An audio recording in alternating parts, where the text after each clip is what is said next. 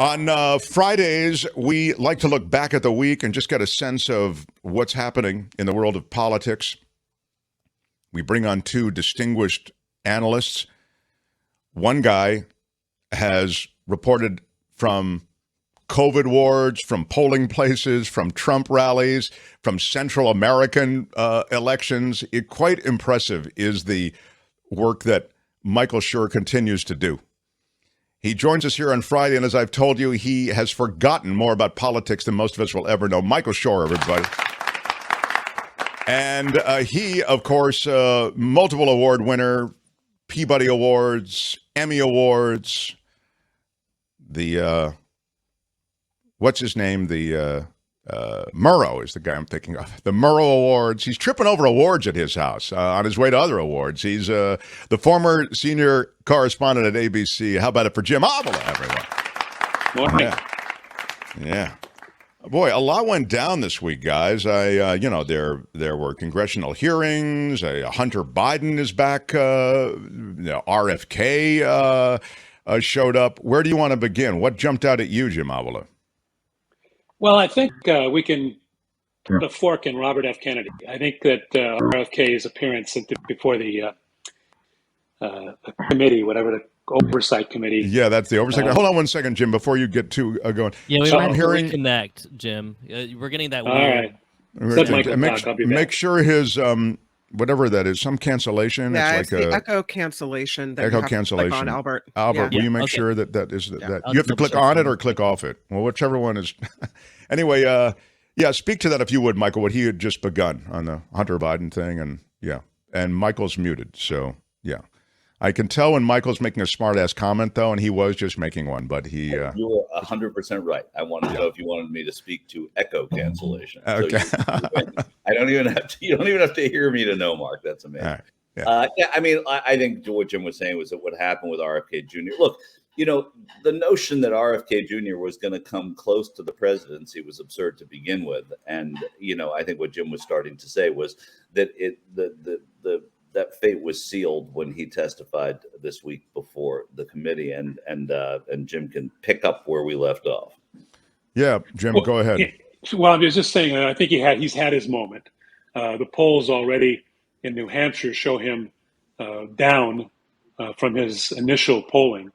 I think as people have gotten to hear his message past his name, they have realized that he is a kook, and his appearance before the committee, where he was just ripped apart by several Democratic congresspeople, was another backfire in the Republican effort to discredit Joe Biden in whatever way they can.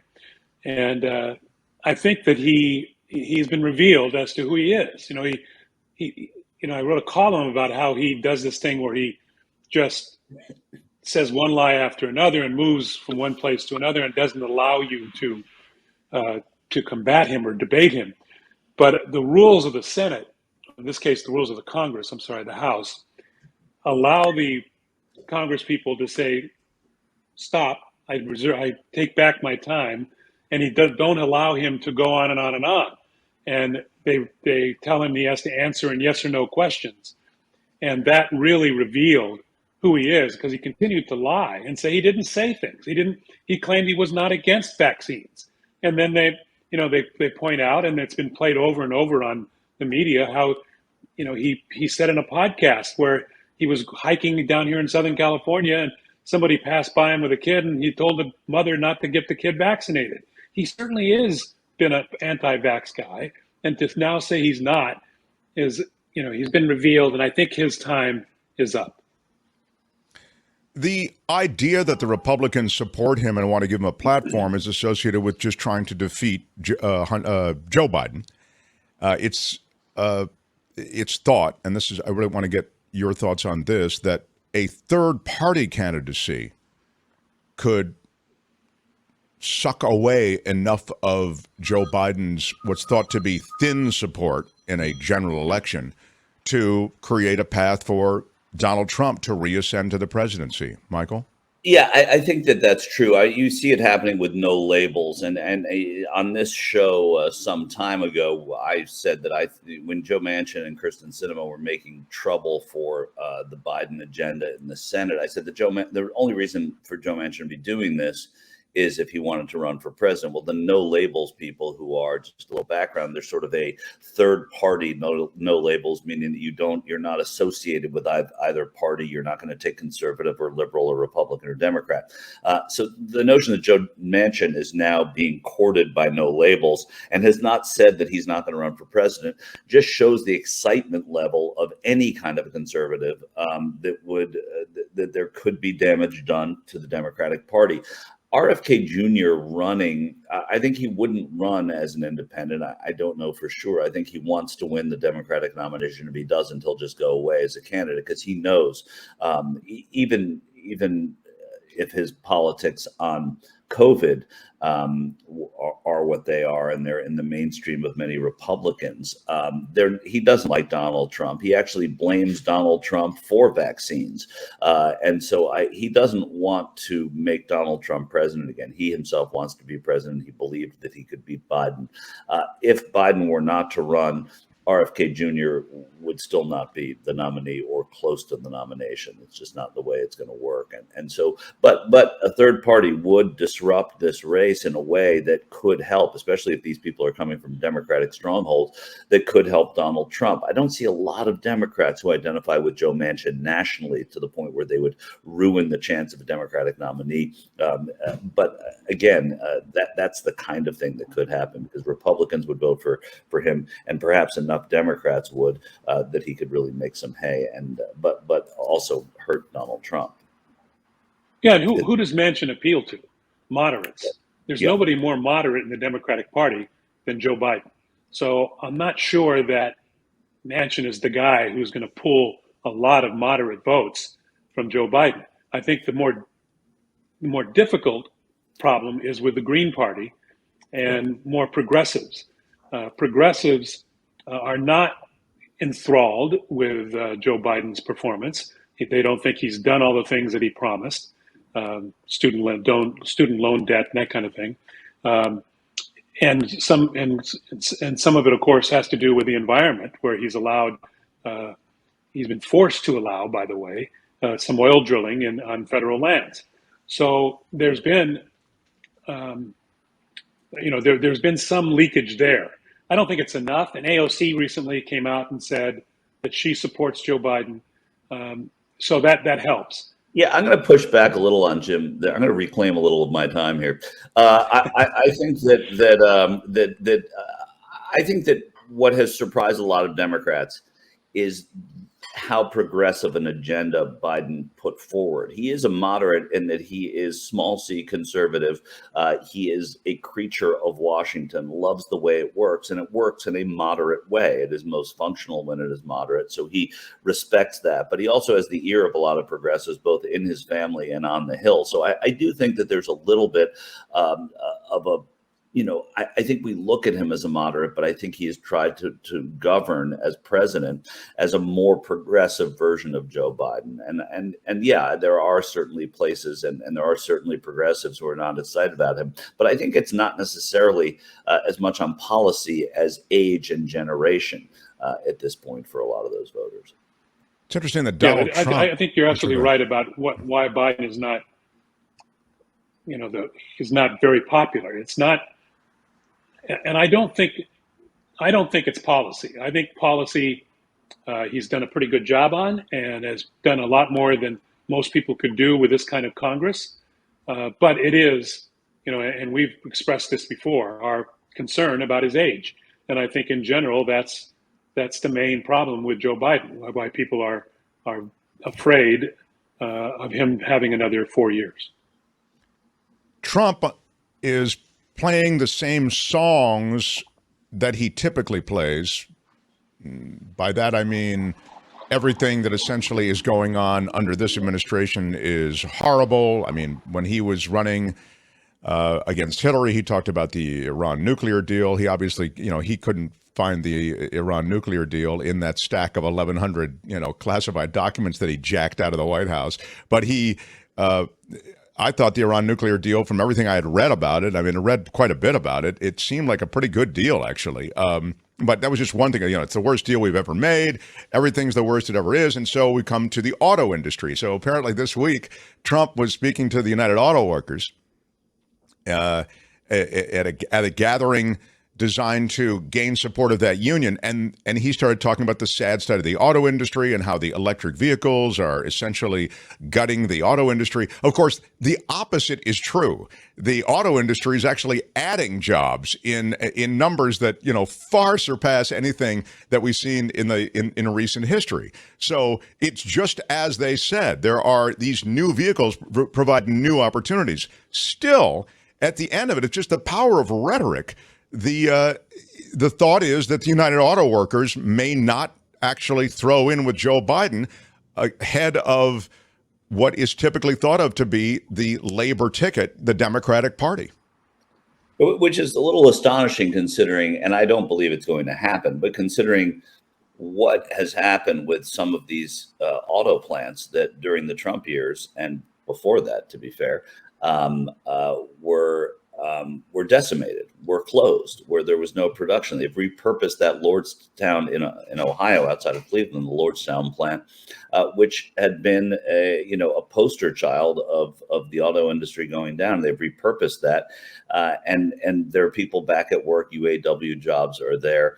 One of the biggest criticisms of the Biden White House has been messaging, and I that I would say that their messaging has not been on point. Hard to message against someone like Trump, who is able to captivate an audience and have them kind of repeat what he says. And I see it in person, and I'm sure Jim does, and we all see it when we watch the TV or watch shows stream, that these people just regurgitate what he is saying, and that in and of itself is a great printing press. But the point is, the Biden people haven't done that, and if they lose labor, it's really the fault of messaging, because the auto industry has done quite well and rebounded quite well over the last few years. Well, you talk about messaging a lot, Jim Avila, that this administration has a lot of victories you think that they can be proud of, but it just really doesn't get out there.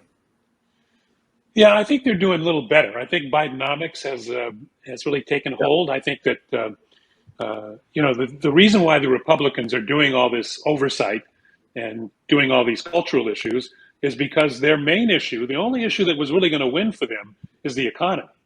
And the economy is doing pretty damn well, and he is successful, and so they've kind of dropped that. That's gone into the background because inflation is down, employment is at an all-time high, and people are being paid more.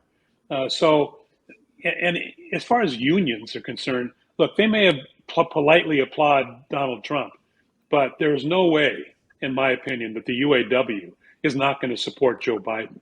Joe Biden, his whole political resume is labor. He is not going to lose that part of the vote. His vulnerability is solely about his age, in my opinion. He has, he can, and that's why he needs to step back. If he stepped back right now, he would be practically on Mount Rushmore for the things that he's done and to bring this country back from where it was. The only thing he can do is go downhill in the second term because of his health.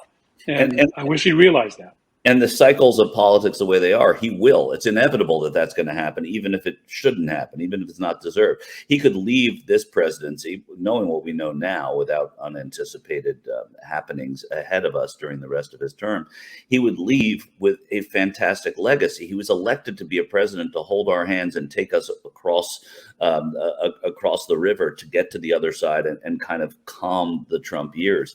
And he did more than that. His record of success and accomplishment far exceeds at this point anything that anybody could have predicted. He was just sort of like the guy who was going to watch the house for us while we were away, and then we'd come back and start again. And so I think Jim's right. I also still believe that by the end of the summer he won't be a candidate. But the point is that he shouldn't be either. And the Democrats would profit, and so too would the Biden legacy. He's someone, we talked about progressivism before, he's someone who listens to the people in his family very closely. His sister Valerie has run every single one of his campaigns. His grandchildren are part of why his progressive agenda is what it is, not entirely, but certainly an outsized role. And I think his family is going to tell him that this is not the time to run for re-election and to lead this. That's interesting. I haven't heard those signals yet, but it's hard for a president to step down, and it's also hard to step down early because then you're a lame duck, and he has some things to get done. So if he's going to step down, it's going to be later on. No, I agree, but you also have to give these candidates time to run proper elections. Democrats who would position themselves to run, and I personally, this is we'll predict it here on the show. I don't think Vice President Harris is going to run again either. I think that both of them would leave, and there would be new blood or old blood, but still new compared. New old blood is what you're saying? Well, meaning that we're not going to. I understand. It's haven't heard of that's going to run for president. They're not minting somebody completely new. It's going to be a name that we're familiar with.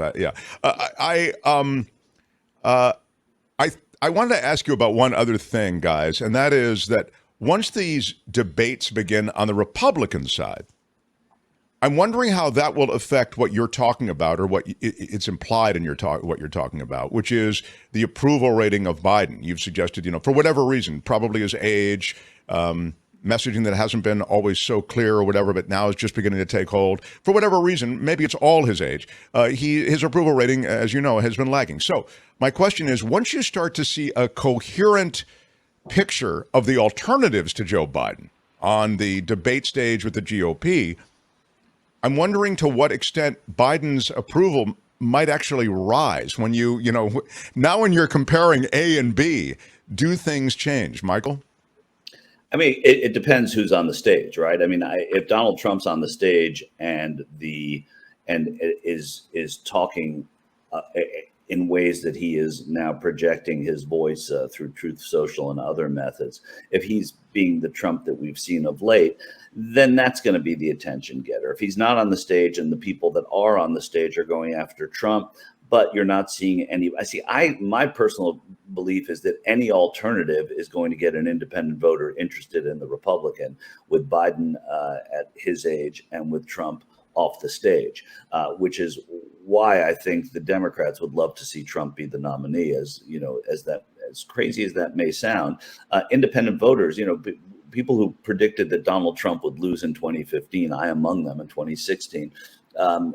There was no way he could have won then, right? But you had some factors going on. We had 4 years of him. He's a known quantity now to independent voters who came and voted for him, who didn't like, with an exclamation point, what he stood for. You also don't have Hillary Clinton, and Hillary Clinton was somebody who was a repellent to a lot of voters in America. So the dynamic is totally different. The more Trump there is, I think, the better it is for Biden. Without Trump, you start seeing reasonable alternatives on that stage who may moderate their message without Trump being there, as long as they're not just devotees of Trump on that stage. They'd have to moderate their message, though, wouldn't they, Jim Avila? Because their message is really pretty much against what a lot of popular support might suggest. Yeah, on right Roe, now, for example. Yeah. Right now, Trump has got 70% negativity in the polls.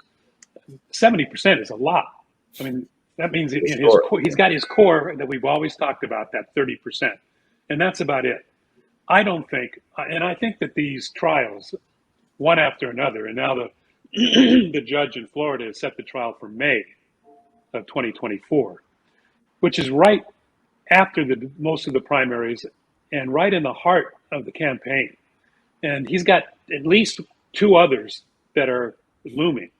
He is going to be. I don't think that Donald Trump is going to be the nominee. I don't think that's going to happen. I think his support is going to dwindle, and they'll remain at 30%. The problem is that there is no alternative. Ron DeSantis has imploded. He is an awful person. People don't like him. It's not like George Bush, who was perceived as dumb, but everybody kind of liked him. He was a nice guy. But Ron DeSantis is not a nice guy. And I don't think he's going to go anywhere. Rick Scott, I'm sorry, but I don't think Republicans are going to nominate a black Republican.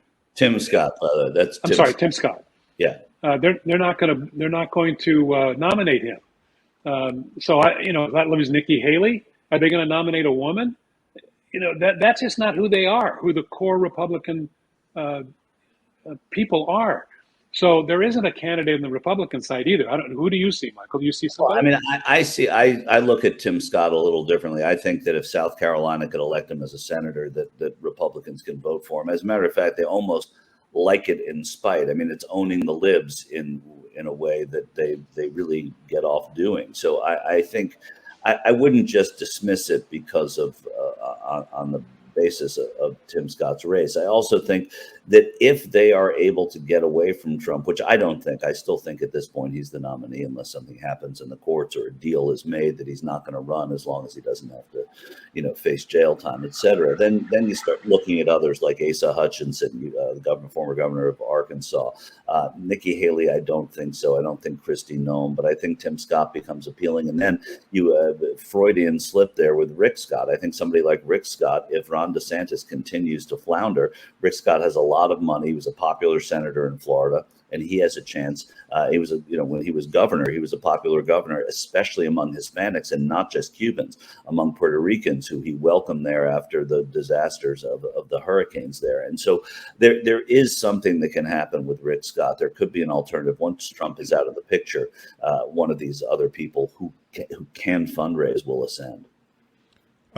Rick Scott, also not the most charming guy, though, wouldn't you say? No.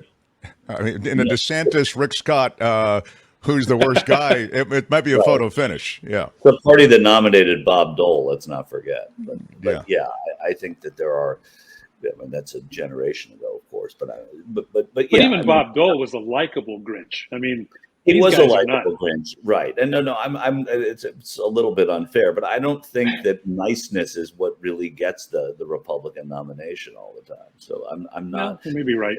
Yeah. You got to like him, though. The presidency is a different story. I can't see Rick Scott winning the presidency. I'm talking just about the nomination. Well, Rick Scott also perpetrated that whole scheme, Michael, in Florida. They're going to dig deeper into healthcare and Rick Scott. Yeah, he's also very vulnerable on the Social Security issue, and the fact that his plan was to get rid of Social Security and cut back on Medicare. Yeah, don't lead with that. Right? Yes, that's not. By the way, there are other governors. There's Brian Kemp in Georgia, who has done the best job of any national politician of keeping his distance, a Republican politician, keeping his distance from Donald Trump while still maintaining his conservative course, saying, I can't stand Joe Biden. We got to get rid of him. But Donald Trump's way out of line. So there are not very many Republicans who've been able to do that successful,ly. And you might see Sununu too. You might see Sununu come back in the picture. Yeah, he could. So names. I think what Jim and I are both saying is that with Trump out of the picture, names that are not on the ballot right now are going to be much more prominent. Next week, I'll be traveling back, and you'll be with Kim. But I'd like for you guys to address. No, I'm not.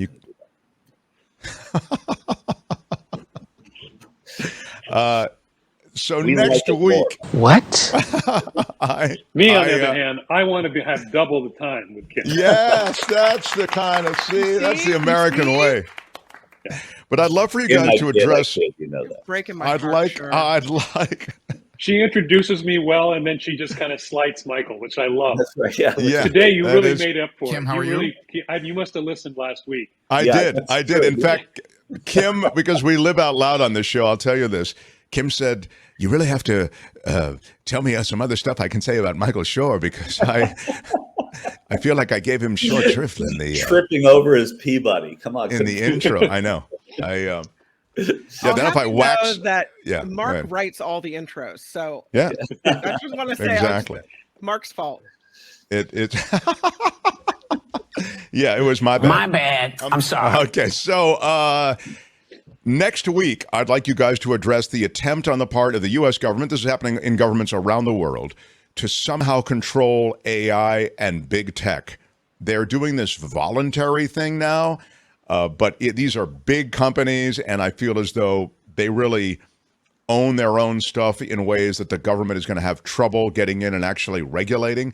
Sit with it. Think about it. We haven't even heard what they're going to do yet. So let's wait, and that will all come out next week. And I'd love for you guys to weigh in on it, because it gets to regulation, and it gets to big media and big tech. And I think that's very much stuff that I'd like to hear you guys weigh in on. So okay. maybe Mark, I can barely work my remote. So okay. That conversation is But when it comes to a lot of airtime.